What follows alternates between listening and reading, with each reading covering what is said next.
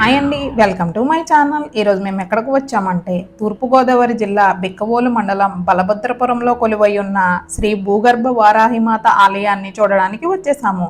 ఇక్కడ ఆలయంలో గుప్త నవరాత్రులు ఘనంగా జరుగుతున్నాయి. ఆషాఢమాస గుప్త నవరాత్రి సందర్భంగా తెల్లవారుజాము నుంచే ప్రత్యేక పూజా కార్యక్రమాలు వైభవంగా నిర్వహిస్తున్నారు.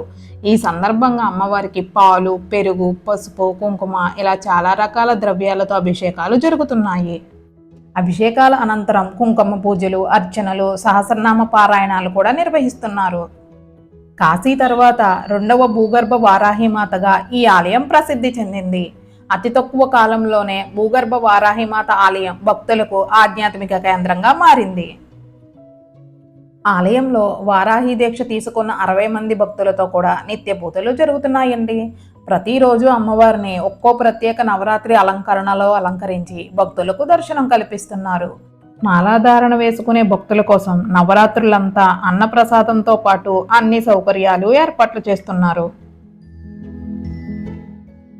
ఉత్సవాల్లో భాగంగా అమ్మవారికి మొదటి రోజు బాలవారాహీదేవిగా, రెండవ రోజు లఘు వారాహీదేవిగా, మూడవ రోజు స్వప్న వారాహీదేవిగా, నాలుగవ రోజు ధూమ్ర వారాహీదేవిగా, ఐదవ రోజు శ్యామల వారాహీదేవిగా, ఆరవ రోజు గజరూప వారాహీదేవిగా, ఏడవ రోజు బృహత్ వారాహీదేవిగా, ఎనిమిదవ రోజు సింహరూఢ విజయ వారాహీదేవిగా, తొమ్మిదవ రోజు కిరాత్ వారాహీదేవిగా, 10వ రోజు లలిత వారాహీదేవిగా భక్తులకు దర్శనం కల్పించారు.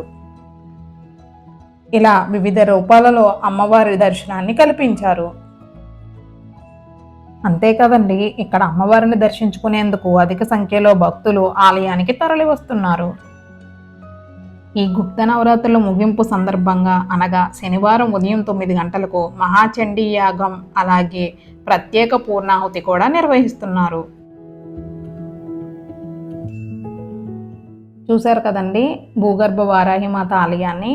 ఈ వీడియో మీకు నచ్చింది అనుకుంటే లైక్ చేసి, షేర్ చేసి మా ఛానల్ని సబ్స్క్రైబ్ చేసుకోండి. మీకేమైనా డౌట్స్ ఉంటే కామెంట్ బాక్స్లో అడగండి. మళ్ళీ నెక్స్ట్ వీడియోలో కలుసుకుందాం. బాయ్.